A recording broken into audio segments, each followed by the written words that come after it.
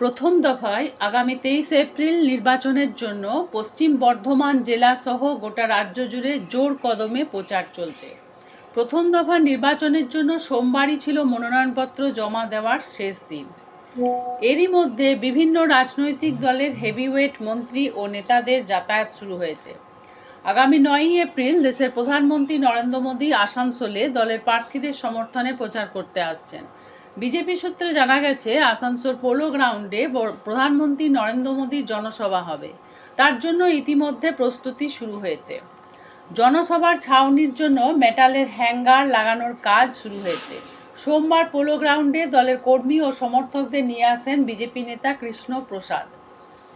এর আগে রবিবার পোলো গ্রাউন্ডে এসে গোটা বিষয়টি খতিয়ে দেখেন বিজেপির আসানসোল সাংগঠনিক জেলার সভাপতি দেবতনু ভট্টাচার্য। নিরাপত্তার বিষয়টি খতিয়ে দেখছেন পুলিশ আধিকারিকরা। স্বাভাবিকভাবেই আসানসোলের বিজেপি নেতা ও কর্মীরা প্রধানমন্ত্রীর জনসভার দিকে তাকিয়ে আছেন।